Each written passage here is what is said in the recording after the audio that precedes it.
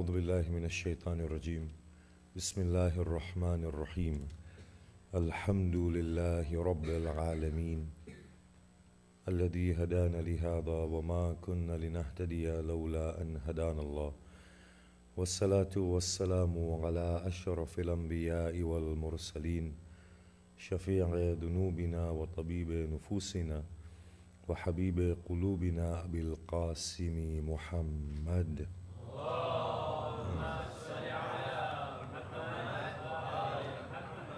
وآله الطيبين الطاهرين المعصومين المظلومين وأصحابه المنتجبين ولعنة الله الدائمة على أعدائهم أجمعين. بسم الله الرحمن الرحيم. رب اشرح لي صدري ويسر لي أمري واحلل عقدة من لساني يفقه قولي. أما بعد، السلام عليكم جميعا ورحمة الله وبركاته. Bismillahir Rahmanir Rahim. Inshallah, we'll be, if Allah so allows and consents, we'll be finishing the series of lectures on Tuesday and not today. And with that, I would just like to thank you for those who may not be there on Tuesday for being so patient, so magnanimous, so generous in your attitudes. Allah subhanahu wa ta'ala bless you all. And if there's anything that's been said that has been hurtful, then please find it in your heart to forgive and to pray for this servant of yours and this very humble creature of Allah subhanahu wa ta'ala. And if there is something that you don't agree with, then it's your God-given right to disagree. And if there's something you can add to, then please add, and thereby leading this creature of God to a more accurate course. Now, continuing with what we have been saying, what has happened to the Muslim community at present is that it lacks that world view instilled within them by the Prophet of Allah. Now, I might be repeating myself for those people who've been hearing previous lectures. You see, our world view is what determines what we become, how far we reach, to what heights we elevate, how much we actualize within ourselves. If, as we mentioned earlier on, our worldview is that the world is flat and there's an edge of the world and we might fall over, we will not dare to aspire to venture at a great distance from where we are, because the earth would end and we would fall off it. Similarly, we would not build a huge craft because of this limited world view. What happened was that when the Prophet came to his community, they lived in a very petty world, a very small world, and it did not befit the human to live in such a small world. Can you imagine a human being with the brain that Allah has given to him? How phenomenal this phenomena is of human being. Imagine, we are here stuck in the 21st century, yet through our minds we know and we speculate the beginning of a physical universe. We talk about it being infinite and at the same time expanding. We also know how it might possibly end. We come out with the laws of relativity, special relativity. We can place crafts on the face of Mars. We can send probes into deep space. We can see those galaxies that Allah subhanahu wa ta'ala talks of in the Quran. He said, كَوَرْدَةٍ فِي الدِّهَانِ, or something like that in Surah Rahman. It's the heavens are opening up, and as if they are a rose dipped in oil. We are seeing it all. Can you imagine how phenomenal this human brain is? The Prophet found it in a very petty state, and surrounding those Arabs, that nomadic community, on a very primitive community, were two massive empires, the Roman and the Persian. The Prophet went to them and he merely changed their world view. And two, he gave them a substantive notion of life. He connected their life with God. And he said, God is that impetus towards the fullness of growth. He said to them, cast your reins upon the mighty waves and conquer them.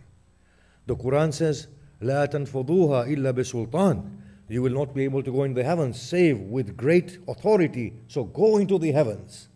If you can penetrate within the heavens, فانفضوها, then go and penetrate within the heavens. You will not do so save with authority.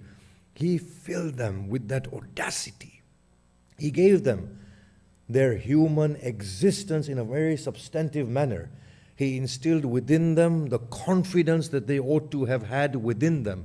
He reminded them of their original state, that look, your Adamic state, where all the angels prostrated before you, you're not an ordinary individual. The universe is your oyster. It's for you to take. Doesn't the Quran say, وَسَخَّرَ لَكُمُ السَّمَاوَاتِ وَالْأَرْضِ? He has made it all subservient to you. It is all yours, take it. What he did was, he introduced God in a most meaningful way. That your flow towards growth is through God. God is condoning everything that you are becoming. And He is the impetus for growth. And He is propelling you towards growth within your natural condition. And then He opened up their minds. And He said, the world is yours. Look at the Muslims are the fathers of this scientific method that we have today, the empirical scientific method of data collection and inference. Islam in the Quran is constantly saying, examine creation, examine nature. And that prompted the Muslim minds to examine nature and and bring about data and to infer general laws from specific facts. The Quran encouraged all of this. What is lacking today is that world view, and that world view is in line with the vertical axis. The vertical axis is one of self-realization, but the self-realization cannot come until and unless there is such an unrestricted world view. If our world view is skewed up, everything that we read, everything that we interpret is equally skewed up.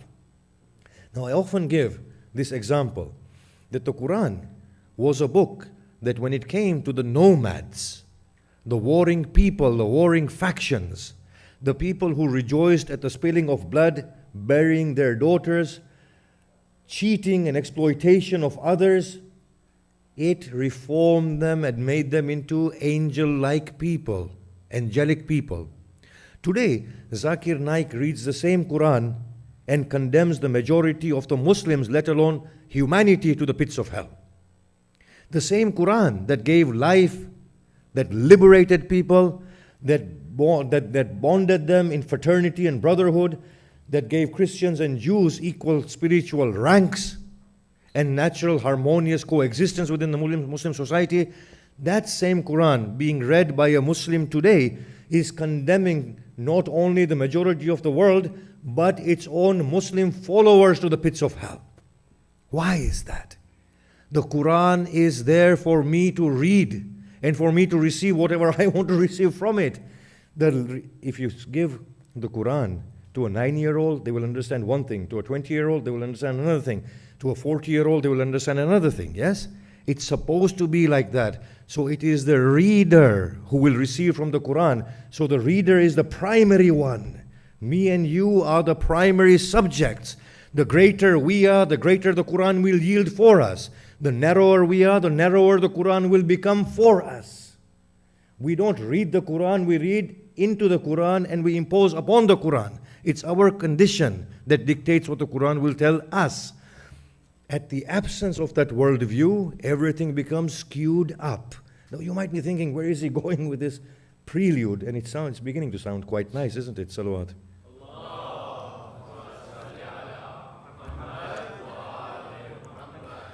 You see, Maulana in words are intoxicating for Maulanas, yes? The first Imam has said, he said, words are like medicine. Use them properly. If you give them in minute dosage, they cure. If you give them excessively, they kill. But I have an hour to kill, so bear with me. Now, the Prophet gave them that worldview. He gave them confidence. Within no time whatsoever, these nomadic, animal-like people prevailed over history. and the two massive empires became dwarfed in front of them. Today, that worldview is lacking within the Muslim community. What that means is that that vertical axis, which is that natural motion of existence towards self-realization, is no longer there, and hence this huge tension. We all know intuitively something has gone wrong. We all know intuitively something has gone wrong. Which one of us doesn't understand that something has gone wrong? But we shun that doubt, don't we? Don't we think at night when we are sleeping, is this it? Is there no more to life than this? Surely there should be a deeper purpose in life that awaits us. Don't we think this? Is God so petty that we will pray, He will reward us? If we will do sin, He will punish us? Is that all there is to it? Be all and end all? Nothing else. We forget that we are the primary subject of God's creation. Nobody else. We were having a discussion earlier on, and we stated in the whole meaning of Shafa'ah that Quran, the prophets, the angels, the imams, they are of no good to me until and unless I allow them to evolve within me. The real Quran is not the book. The real Quran is what takes birth inside here. Believe me, if that Quran is not inside here, it does nothing for me. Bury 10,000 Qurans with me. See if they help me inside my grave or inside my qiyamah. If it has not grown inside me and through me, and if I don't become the talking Quran and the living Quran, that Quran is good as nothing. It has been a story about me. It has been a story about the community. And until and unless we understand that the stakeholding of life is in our hands and something phenomenal is at stake, nothing will happen. So we all know intuitively something is wrong. It is no good talking about the Prophet or of the first Imam if I don't embody the Prophet or the first Imam. In fact, on that note, I'll give a little story of the Sufis. The Sufis have this tale that a picture was given to a few groups to draw upon their slates. Now, back in the day, the slates were not the way we have today. So the slates were of metal, and they could be rough and rusty and dented. So out of the 5 groups, the 4 groups started replicating the painting. The 5th group saw that their slate was uneven, rusty. So they began to polish it, clean it, and even it out. When the examination period finished, the examiner came and they assessed each painting and they accorded marks in accordance with their attempts. They came to the 5th group. They said, "Where is your painting?" They brought a clean, reflective slate. They said, "Well, where is the painting?" They said, "But the slate wasn't clean. It was rough. It was rusty." So we began to polish it and clean it. They said, "But then, where is the painting? At least the others attempted. You haven't done anything." They said, "Bring the original." When the original was brought, they said, "Place it in front of our reflective slates." And lo and behold, the original, in its original glory, was reflected within that reflective slate. And they said, "Why copy when you can have the original?" That is what we mean, that here are slates. The original truth awaits reception. What is lacking is that the one that is going to receive is unable to liberate themselves from their own limitations.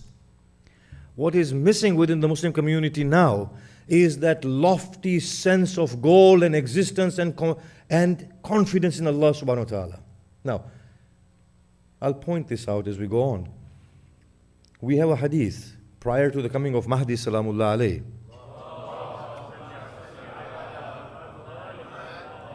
And I remember I was very young, in my teens, when I used to hear this hadith in the month of Ramadan, back in the late 70s, that the Maulana would say, one of the signs of the coming of Al-Mahdi is that people will see themselves or see each other in the palms of their hands.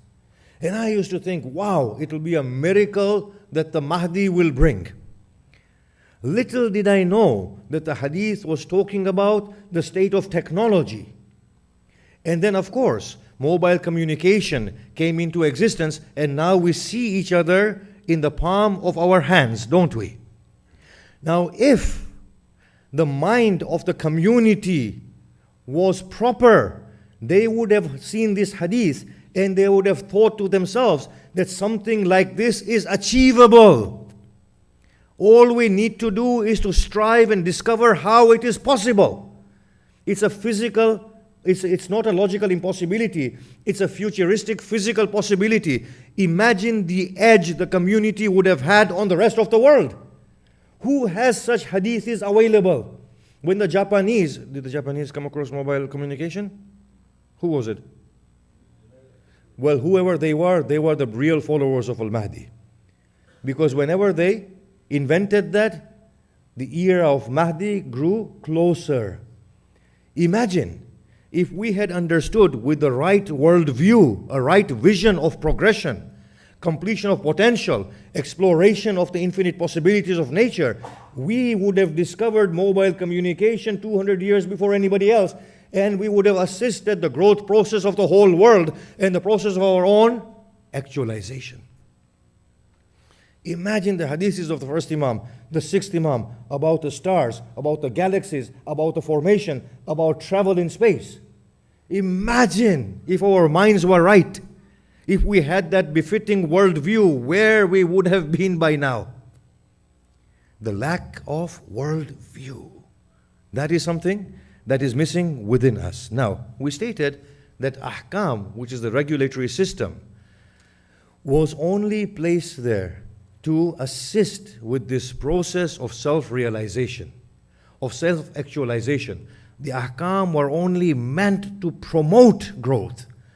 Their essence was in their growth promotion, nothing else. The ahkam were never meant to stifle us. They were meant to prompt growth. Now today, if we have the ahkam that says that if you can't pray in a certain region because there's no sunrise, sunset, you can't migrate to that region, then where will this Muslim take to space? Will such a Muslim ever go to space? Will say, well, I can't do wudu. Will say, well, the earth is going to get blown up. It's finishing its natural life. You need to explore other planets to live there. On the one hand, there's a natural surge in there to break all limits. On the other hand, the ahkam are stifling us, the regulatory system. The regulative system is stifling our growth. The regulative system, the ahkam, was meant to promote growth and to prompt growth in essence, not to stifle growth. 3, the thing that we understand is the whole notion Allah subhanahu wa ta'ala gives of taklif inside the Quran. Taklif means vesting with responsibility. What does it mean to be vested with responsibility? It means in accordance with our capacity, we bear responsibility in the existential framework so that it prompts the whole process of self-realization from weakness into strength. Yes? We have different types of responsibilities at different types of existences, don't we? When we are young, there's one sense of responsibility. When we are older, there's another sense of responsibility. When we are individual, there's one sense of responsibility. When we are community, there's a different sense of responsibility. When we are in a pluralistic world, there's a different sense of responsibility. These takalif were placed there as obligations based on capacities. They are what we call gradational. So it is quite possible that a young child, when she menstruates, she might have the taklif of fasting, but in no way is she mature enough mentally to have the taklif of conducting her life affairs. Or in no way is she capable of upholding the duties of a married life. The takalif are different. There's mental maturity, there's physical maturity, so on and so forth. If they were lumped together in the time of the Prophet, then there is a historical context for that. Back in the day when our ancestors went to Africa, they were very young. 9, 10, 11, 12. Our great-grandmothers married at the age of 10 and had babies at the age of 11. This is something that will not happen today. But if you go to the jungles of Africa, it might happen. It's a relativistic world. What I'm trying to say is taklif is based on capacities. Rights are based on capacities. Now I'm going to get somewhere with this particular talk. You might be thinking, where is he going with it today? Has he lost the plot? Well, Maulanas have never got the plot in the first place. Salawat.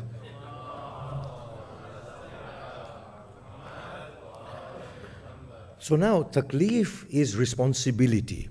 We grow and mature through responsibility. The dynamics of this world, the way Allah subhanahu wa ta'ala has created me and you, is that we learn through experience. We make mistakes and we learn through those mistakes, don't we? This is the process of life. A child falls, stands, falls, stands, falls, and masters how to walk, and then runs, and then we take flight. But it's a process based on trial and failure. Experience brings out the best in us. God has never, ever expected us to be absolutely accurate. I don't even believe in that notion of accuracy, because I believe in the evolutionary flux, which we won't be able to explain right now or at any time soon. But in this world of God, there is no such thing as absolute accuracy. Even our jurisprudential system is based on the principle of fallibility. And I believe in the principle of evolutionary flux, that we are always evolving, and the goalpost of right and accurate is always moving as we are evolving in our evolutionary trend. But the main thing was that the Prophet empowered us. He said, try, make mistakes, learn through your mistakes, bear responsibility, grow, actualize yourself, become responsible for what you are doing, and have confidence. The first thing he denied was shifting responsibility from ourselves onto anybody else. That was the first thing he took out of the equation. He said, there's no such thing as you shifting responsibility to somebody else. The Quran says on the day of Qiyamah, I'm repeating myself from the first lecture, that people will say, we found our chiefs doing this. Allah will say, well, what if they were wrong? We found our forefathers doing this. Allah will say, well, what if they were wrong? They did not understand it accurately. Then what? What does your reason tell you? What does your intuition tell you? Does it make common sense that if somebody didn't understand, because they have done it, you carry on doing it? Think about these things very, very carefully. I always say that the occultation of the 12th Imam is the biggest blessing. Really? Because there was a father holding the child's finger. It was about time that the father let go and let the child fall and learn how to walk properly, for that was the real purpose of existence. Which instructor would want their student to continuously ask them questions and not learn to think independently? Which father would want to always direct his child in business and not want him to come of age and to lead the business empire independently and to move it forward? The greatest joy for an instructor is when his student challenges him and goes a notch ahead, a step ahead of the teacher. The greatest joy for a father is to see his son come of age and to say to the father, I'll take over from this point and I will take this business to the heights that you could never have dreamt of. That is the success story. The success story for God is humanity's evolution and progression. But that can only happen if they have the confidence to bear responsibility for their lives. Now, this prelude was set for something that needs to be clarified in the mellowest of ways. I'm going on to the issue of taqleed, imitation. Taqleed cannot be proven from the sources. Not at all. None of the sources will prove taqleed. Not Quran, not Sunnah. The Quran and Sunnah will only support taqleed as a rational principle. Taqleed is a rational principle. What does that mean? That the person who does not know within their human condition has to make reference to the one who does know. That's a rational principle. How? I don't know anything about the sound system here. Somebody does know. I'll have to refer to them. I don't know anything about medicine. I have an ailment. I will have to refer to somebody who knows about medicine. Taqleed is this in principle. Nothing more, nothing less. Now, everything that has been added to it is something that is historical, in a historical context. There is no divinity or sacredness to it. That it has to be a man, it has to be living, he has to be one, you can't switch. All of these things are not there within the Quran or the Sunnah. These were social, historical needs and these restrictions have come upon the whole issue of taqleed. Uncritical following of the opinion of an expert without seeking justification, as Allama Hilli and a host of others have stated. Now, if you look at this point of making reference, it is based on an existential principle, the principle of incompetency. I am incompetent in an area, I will then seek the view of somebody who is competent in that area. Now, if you look at it in that way, and that is the rational basis of it, then that prevails upon the sum total of our life's existence. The whole process of life was to go from incompetency to a state of competency.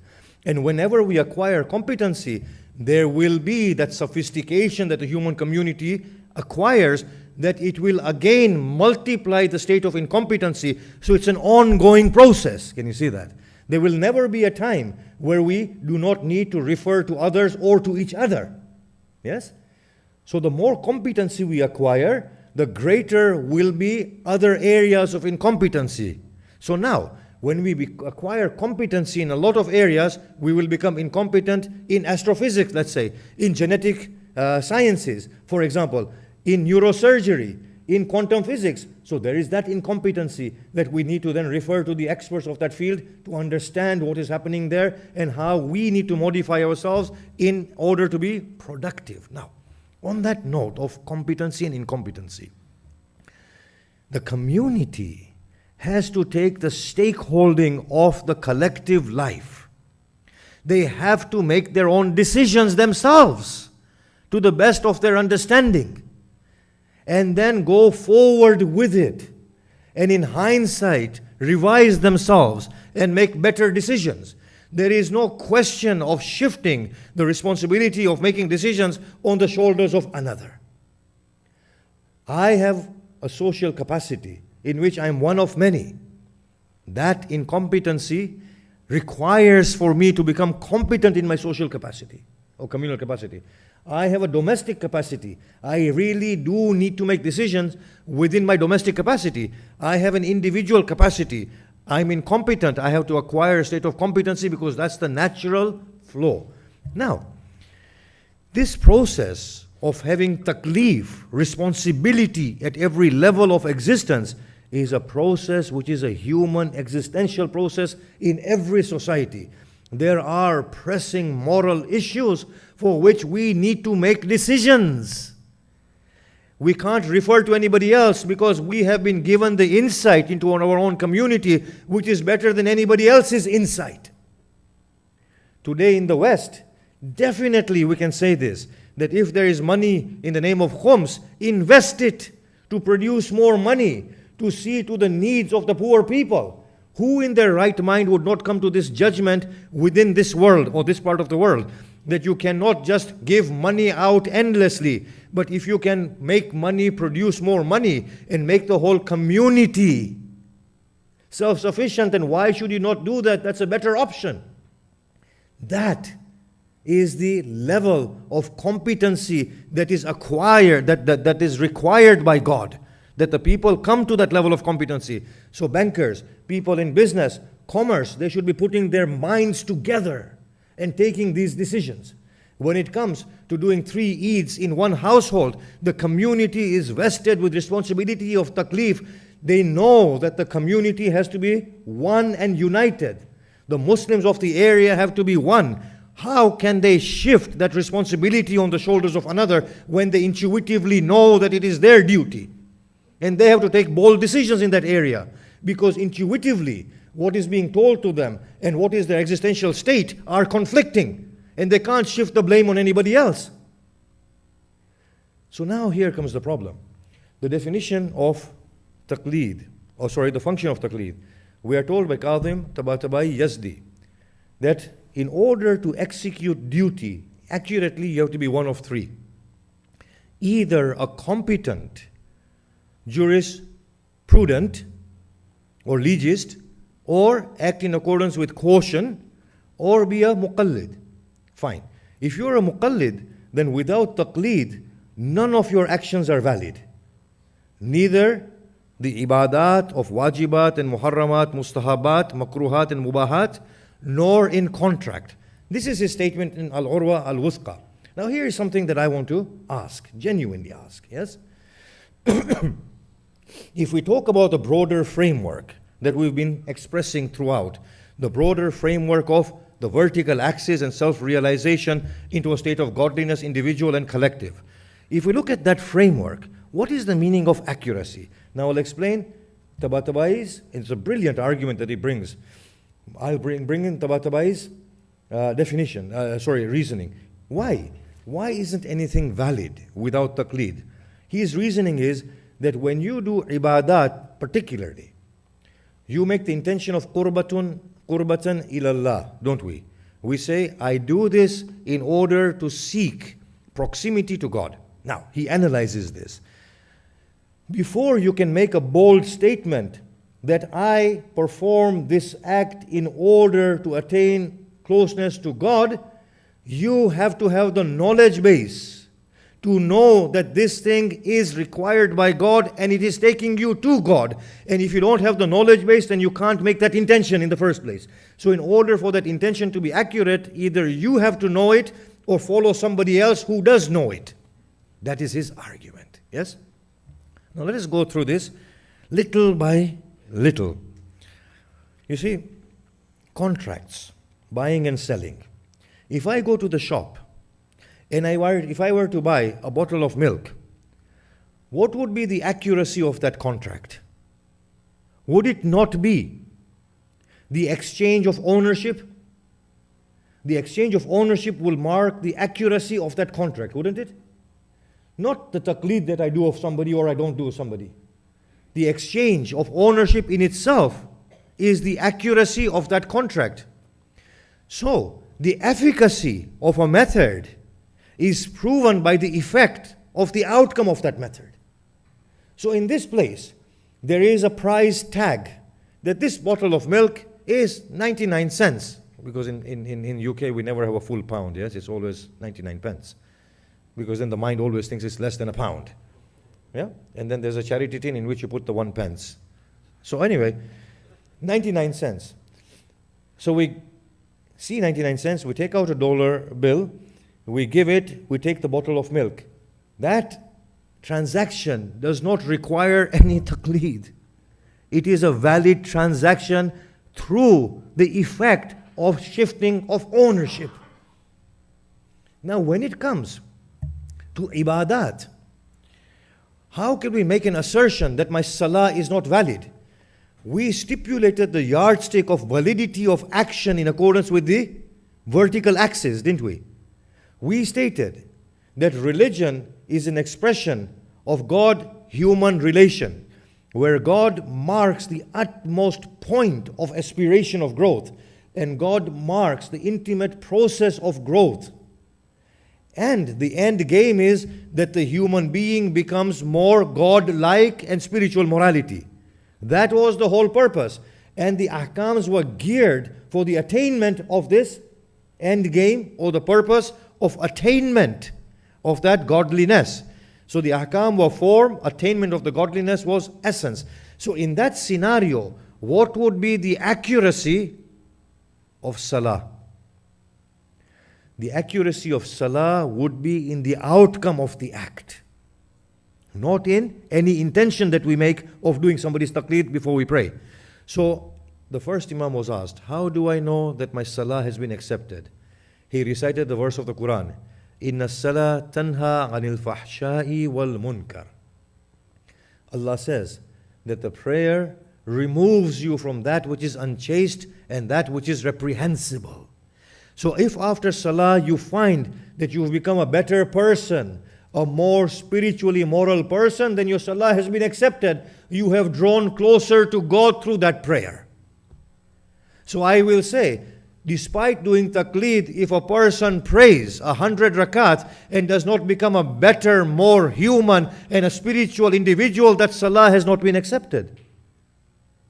And if a person does not do taqleed and prays and spiritually becomes elevated and more of a moral person, then that salah has been accepted. So where will we praise the centrality of taqleed in the validity of any of the actions that God commands in form of ahkam. Taklif is all about bearing responsibility and growing through them. This notion of taqleed has been introduced in a way that it is not supposed to be introduced. It has served a beautiful function historically, no doubt. No doubt. And it will serve a function today as much as it served historically, but it needs to be revised slightly. The whole model needs to be revised slightly. And that is what we are going to talk about in terms of this taklif in the evolutionary scale. Gradational taklif and going from weakness into strength. So this notion of taqleed, that the action is not valid without making an intention of following somebody or uncritically taking the law from somebody. This is defeatist at this particular moment. How? Because the community feels by doing 3 Eids, they are pleasing God because the responsibility on somebody else's shoulder. But my brothers, we are not growing. And we not growing is us accounting ourselves immediately and punishing ourselves. Who will remove that punishment of incompetency? It's like a student saying, my teacher did not ask me to read, so I will not read. I will say, dear child. But in the examination room, who will fail? You or the teacher? Even if you were to blame the teacher, that because of the teacher you failed, it still leaves the fact that you are still incompetent. You haven't acquired the competency. Does that make sense? Does that make sense? By me saying that I relieve myself of responsibility by placing it on somebody else's shoulder, who is saying something to the accuracy of their understanding, but I know on ground it is inaccurate. But I follow it and say, well, he said it, so it's finished. I have no more responsibility. But the fact is that the community has not grown. If the community has remained incompetent, who will take the blame for that incompetency? Because the blame is immediate damnation. How can the child go and claim that, no, I want to fly the plane. I only failed because my instructor did not force me to study. The fact is you can't fly a plane. And you won't be able to fly a plane because you haven't acquired the competency of it. Does that make sense? So, we are saying here is that taqleed is valid, very valid. It's a rational principle and can never depart from human existence. But it has to be remodeled and refashioned. If I've learned how to pray from my parents, tell me, which person in the history of our jurisprudential or legist history has said, pray namaz without ruku and sujood? Or pray without hamd and qul huwallah? Or any other surah? Who has said it? Does anybody need to do taqleed about that? We know the method of it. Then why? Who doesn't know going around the Kaaba is 7 times? Or then we have Arafah and Mina and whatever else we have. I'm just saying that this notion that the accuracy of devotion is only assured by placing the collar of responsibility into somebody else's neck. Because that's what taqleed means, qalada, to place the collar of responsibility on somebody else's neck. How can that assertion that it's only accurate if you do taqleed, otherwise it's not accurate? The people who killed Hussein ibn Ali salamullah alayhi all prayed salah. There were people in there who had seen the Prophet. There were people who had rendered the Quran to their heart. There were people who had seen the Prophet carry Hussein on the back of his shoulder, and they signed the death warrant of Hussein ibn Ali. How accurate were their prayers? Zakir Naik's Quran, how accurate is it that the person can't see the beautiful charm of the Quran and condemns people to the pits of hell? Just because I am performing a formalistic method doesn't mean it's accurate. Accuracy is in self-realization. Accuracy is in taking responsibility, moving from a state of incompetency to a state of competency, and then aiming at another state of competency, and then another one in the evolutionary trend. Now, capital punishments, contracts, family law, look at any side of ahkam. You will find that they are all forms that have come to accommodate essence, and people themselves will understand the meaning of this essence as they begin to evolve. Now, a lot of these laws are not making sense because they are not in sync with human condition. Like for example, the law of music. Shahidul Awwal and Thani gave 5 criteria to determine the halal music from haram music, yes? Sayyid Gulpegani said it's all haram. Sayyid Khoi said, well, if it is not befitting the personality of a Muslim, and if it's not conducive to vain gathering, then it is halal. Otherwise, it is haram. So we have all these different views. Now, the obvious thing is that there is no text particularly relating to music in a decisive sense within the Sharia. There isn't. Not in the Quran, not in the Hadith. The Prophet's family has merely alluded to music as being extension of certain verses of the Quran. Lahul Hadith, La'ab, and all these things that have come in the Quran. The Imams have said music is an extension of all of it.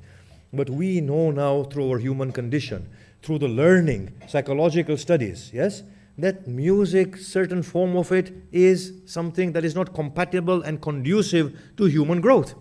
We know certain songs and lyrics are immoral, socially unproductive, detrimental. We know they're belittling God. We know that that is an area which does not need to be told to us that that is wrong. It's absolutely wrong. We know this, right? But at the same time, we know that a lot of it is not bad or evil or damaging. Some of it is very, very good. Allama Hilli practiced music therapy. Farabi was a musician. Look at these grand people who have contributed to music. They used music as therapy. I'm not sure about Allama Hilli, but Farabi definitely was a musician. I think Allama Hilli was also. Farabi was definitely a musician. He actually created instruments of music. There is many level of music that is halal. If we were to bring our own minds together, yes, then we will know that there is an absolute limit of haram. Below it is a discretionary limit, and put the onus of responsibility back on the individuals. Put it back on them. Give them the sense of real life, ownership of life, making discretions, having confidence, and leading their own lives and bearing full responsibility for it. Can I hear this? Should I hear this? Make a decision yourself. If it is against moral ethos, then of course don't hear it. If it is that sort of wasteful music and loud, don't hear it. But if it is morally tuned, then go and hear it. What difference does this make? I'll tell you. I will try to explain myself. You know, when you say to a young person, music is haram, what happens? They will still hear it. And then they will feel guilty about it. And then they will curse themselves and condemn themselves. And whatever confidence they had with their God, they will lose it. It's actually damaging. This sort of rigidity of laws. This is halal, this is haram, this is halal, this is haram. My goodness, what is this? The human existence is an existence which is colorful. An existence in which the human being has discretion. The ownership of responsibilities upon the human being. Decide for yourself. If it is preventing you from the remembrance of God, it's become haram for you. Don't partake. Yes? Don't. It's preventing you from prayer. In that case, the game of soccer is haram. If it is belittling God, yes? Everything must have that discretionary area and those absolute areas. And the madrasa students should be taught from the level of madrasa to take responsibility, and that they have to be good, righteous, moral, human, spiritual beings, and then teach them how to take decisions and ownership of life. And within 30 years, this community that has been blessed with the example of the Prophet and his family and the teachings of the Prophet's family, you will see them lead the world to its greatest heights. But when you take away their confidence, this is what becomes. This community anticipates an imam who will unsheathe his sword and kill everybody. If this is what it has to expect from the future, then of course it's going to be steeped in regression. But if it anticipates an imam who is a glorious culmination of human growth, then this community will be prompted into action. They will lead the world in science, in technology, in writing, in morality, in philosophy, in every area.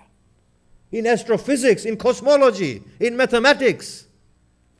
But the community doesn't even have the audacity to take a stand on doing one Eid, or to pray with the Sunnis.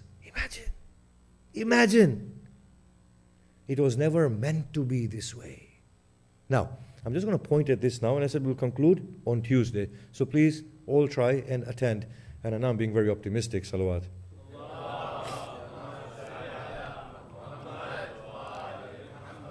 As I said, taqleed is a rational principle and it's a human condition, and humanity will never lose this need. What is the human principle? Level of incompetency reaching out to a state of competency. This level of incompetency reaching out to a state of competency will always have a need to experts. Now, I'll give this example as to how ijtihad ought to look. I was in Tehran, in Shahid Beheshti University, giving my paper on euthanasia. The end of my paper suggested, yes, there's a panel of doctors, philosophers, mujtahideen, ayatullahs, muhakkik damad was there as well, amongst others. So my conclusion was that so long as there's potential for rationality, you can't let the person die, regardless of their age or state. Yes? So we can't even practice active euthanasia in the sense that you can't remove the life support systems. And we can't allow passive euthanasia. So if a person is dying, then apply the extraordinary life support systems. That was my view, yes, according to my own philosophical framework. I went back to Birmingham. There was a child of ours in ICU. A little child, 18. She was on full life support systems. So they called me in. They said, look, the doctors are saying we need to withdraw support now. And the mother was there beside herself, you know. She said, but God can do whatever He wants. If we keep it on, He might give her life. I spoke with the doctor. The doctor said, look, the amount of dosage we are giving to her, if we were to give you a percentage of it, it would kill you. He said to me, he said, look, the next thing, what do you want me to do? To physically insert my hand inside her chest and pump her heart? How far do we go? He said, she's suffering. I said, well, you don't know if she's suffering, right? So take that suffering business out of the equation, because I obviously was stuck in my own jurisprudential thinking. He said, look, do you want me to go to the court of law and get an injunction? I said, no, give me some time.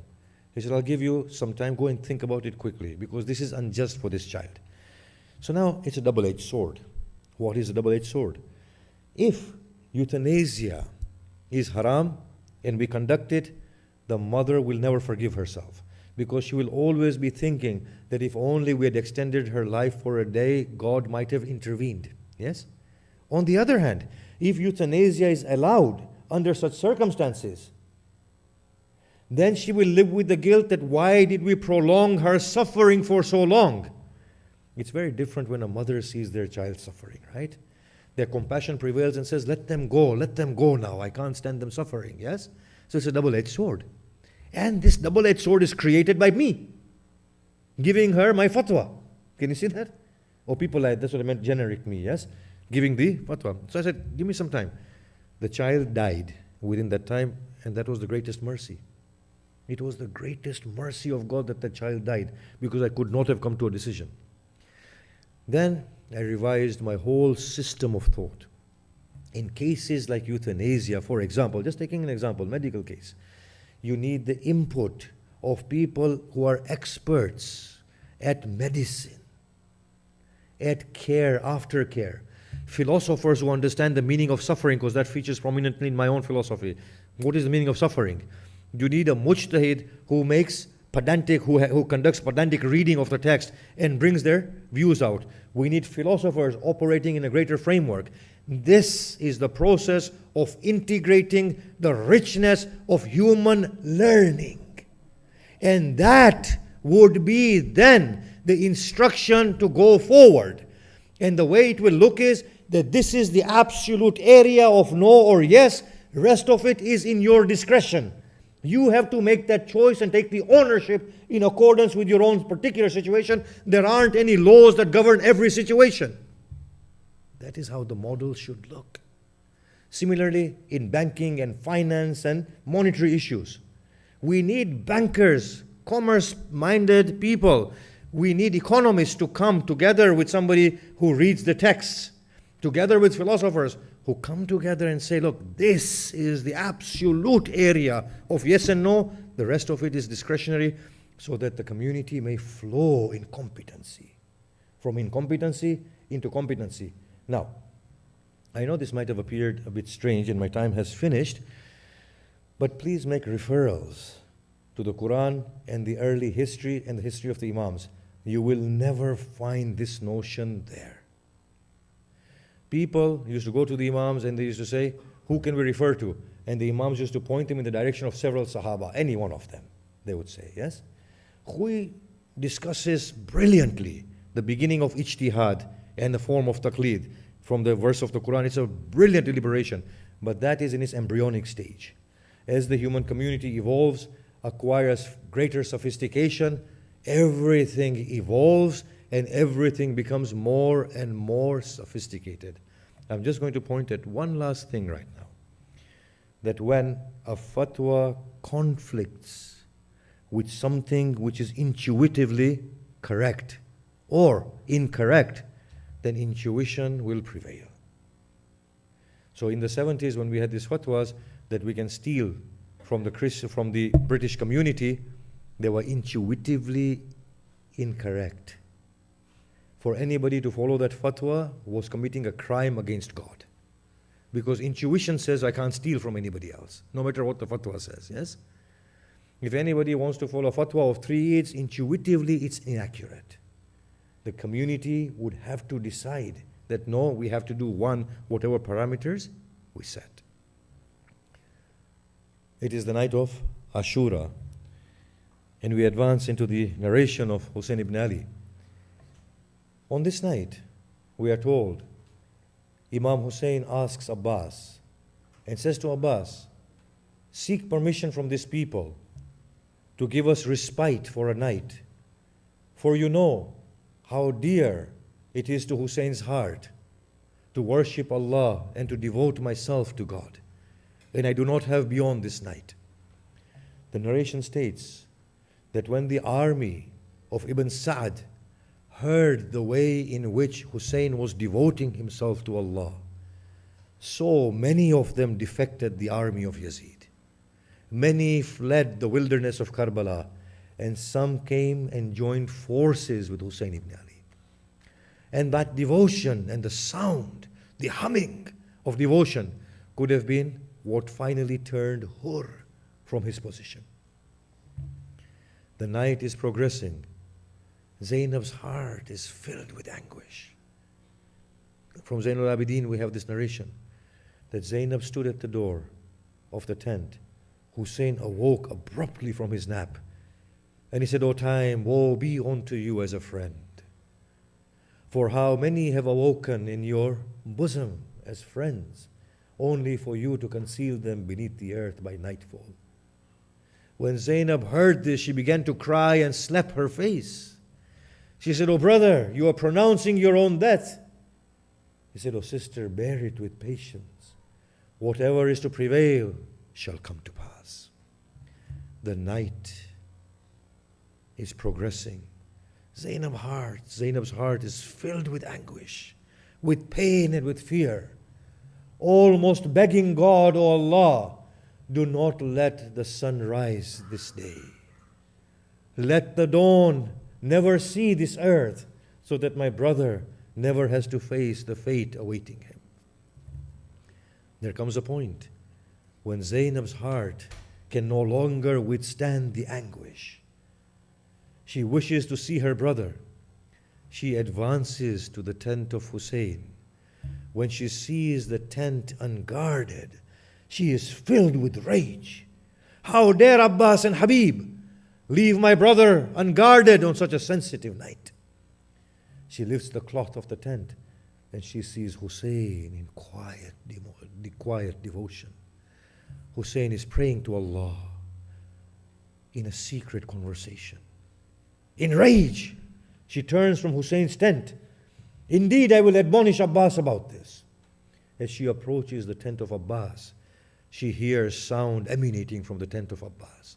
She lifts the cloth of the tent of Abbas. What does she see? That Abbas is kneeling in the center of the tent polishing his blade. And the sons of Hashim are revolving around Abbas. Abbas calls out, "O sons of Hashim, what do you intend tomorrow when the battle breaks out?" Akbar, Qasim, they all cry out, "O Abbas, the discretion is yours, you are our master. You shall be the first to be killed tomorrow when the battle breaks out, lest anybody says that my brother valued his family beyond his friends." Zainab was filled with emotion. Tears began to roll from her eyes. She advanced and she heard similar sounds coming from the tent of Habib.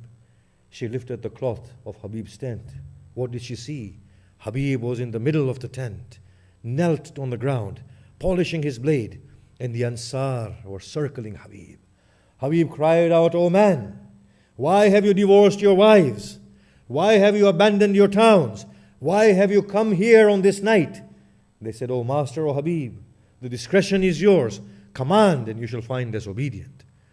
He said, "Tomorrow, when the battle breaks out, you shall be the first ones to give your lives. Lest anyone says that the companions of Hussein valued their lives beyond the family of Hussein." Zainab could not control her emotion, choking on the tears. She was retreating, and she finds Hussein approaching her. When she sees the face of Hussein, she breaks into a faint smile. Hussein says, "Oh sister, what brings joy to your lips on such a dreadful night?" She explains what she has seen. He says, "O Zainab, do you wish to see how loyal these people are to me? Indeed, O brother, then stand behind the tree. O Abbas, O sons of Hashim, hasten to me." Abbas in the front, sons of Hashim behind Abbas, hasten to Hussein ibn Ali. "O Habib, O Ansar, come to me." Habib comes running, and behind him are all the Ansar. They all gather. Hussein looks at them and says, "O people, why have you abandoned your towns, your cities, your family? Why have you come here on this night?" They said, "O Hussein, in order to save you." He said, "O people, by you dying, I shall not be spared. Know that none of you will be spared tomorrow. I take away the obligation of the pledge of allegiance from you. You may use the darkness of this night as a cover and flee and save your lives." No sooner had Hussein said this, they unsheathed their swords and placed it upon their necks. They say, "O Hussein, if you are in any doubt about our loyalties, command us and we will behead ourselves and place our heads at your feet." Hussein's eyes filled with tears. He said, "O Allah, bear witness that no prophet, no wali, no wasi, no saint has ever been granted with companions like the ones I have been granted with." He said, "Look on and look into the heavens." They all looked into the heavens and they see the paradise. They say, "O Hussein, let us receive it. If it is not audacious, we would like to preempt the war." Hussein said, "No, the time will approach." He turns to the people of Asad. He says, "O man, know well, after my death, my women shall be taken like captives of Rome from street to street. Take your women back to the clan of Asad in their safekeeping." Ali ibn Madahir, the brother of Habib ibn Madahir, comes to his tent. His wife asks, "O Ali, what did the Imam say?" "He has asked me to take you back to the clan of Asad." "Why, O Ali?" "Because I will be killed tomorrow and he will be killed tomorrow." "Then what will happen to his sister Zainab?" "She will be taken as a captive." She said, "Woe be unto you, O Ali, that the daughter of Fatima will be taken as captive and you fear for the dignity of your own household. Go and give your life to Hussein and let me be with my Zainab." The night prevails. In the depth of the night, Hussein ibn Ali walks within the plains of Karbala. Hilal bin Nafi reports, I started walking behind him. And I hear this from the Dhakirin. Hussein turns back. He said, who may this be? I, Hilal. Why? I fear the ambush of the enemy, and you may be unaware. Accompany me. O Hussein, what is it that you do? I examine the battlefield for tomorrow. See its elevated place, and see its troves. See the trees from whence the enemies can ambush us. Hussein was examining the battlefield. He came to a place, and he said, in a painful, sorrowful state. He said, O Master, what grips your heart with sorrow? It is here I see a dagger embedded in the chest of my Akbar. He walks on. He comes to a place and falls to his knees. O Master, what will happen here? Abbas's arms will be cut from his body. He walks on. He comes to a place and he cries out aloud. What shall happen here, O Master? My Asghar's thirst will be quenched by an arrow. Suddenly Nafi says, I heard the cries of a woman who cried with a broken heart as if she has lost her child. And as Hussein began to advance into a shallow place, I said, O Master, what is this place and who is this woman?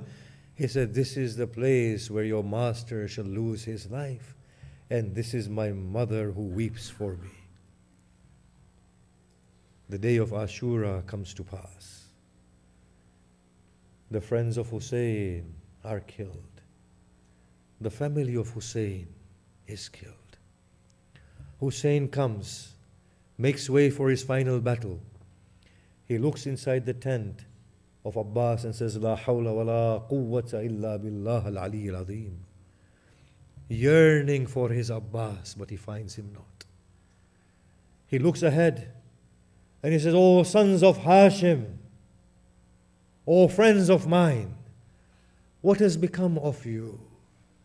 I cry out to you to come to me, yet you respond not. By Allah, death has deprived them of speech. If Allah were to reinstill within their bodies the soul once again, they would come running to me. He ascends his steed and for one final time cries out, Hal min nasir, yansuruna hal min mughisin yughithuna. Is there a helper who will come to our aid? Is there a protector who will fight on behalf of the progeny of the Prophet? As he cried out, the women's cries arose from the tent. He ran inside the women. He ran inside the tent. He said to the women, has a child lost his life? They said, no, O Hussein. Every time you cry out for help, your Asghar trembles. O Hussein, take him. Give him some water, a few drinks of water to rescue his life. O Hussein, said his mother, I can no longer sustain him. And I want your child to remain with me. You shall be gone. I will look upon him, and he will be your remembrance for me. Hussein takes Asghar. The narration is this. He covers Asghar under his abba, ascends his steed, and walks towards the enemy. We hear that the enemy feel that Hussein has brought the Quran to intercede for him. Indeed, he brings the Quran, but a Quran none like another. The speaking Quran. Hussein lifts his abba and exposes his baby and raises him upon his hands. And he says, O people, what crime has this child committed against you? Look at how he dies of thirst. Do you not see his lips dried? Do you not see how he turns? He does not anymore have any strength. O people, if you feel that I shall drink your water, then come and place a drop of water into his mouth yourself. As he says this, the people in the army of Yazid begin to turn their faces and begin to weep, fearing a rebellion. Umar ibn Sa'd looks at Hurmala. Iqta' kalam al-Hussein. Sever the speech of Hussein, Hurmala. Cut him off. Hussein engages in a prayer with Allah. O Lord, I bring to you a final offering. A child snatched from the lap of a mother who has no another. O Lord, accept him and let me be. Hurmala, cut him off. Hurmala fixes his arrow in the bow and his hand trembles. Hurmala, why does your hand tremble so? He said, Ibn Sa'd, look ahead. May that be the mother of the child. A mother filled with anguish, looking on from the door of the tent. Hurmala, do as I say. He fixes his arrow into the bow. It is an arrow that bears 3 points and 3 heads. Hussein stands under the sun, lifting his asgar. The arrow is released.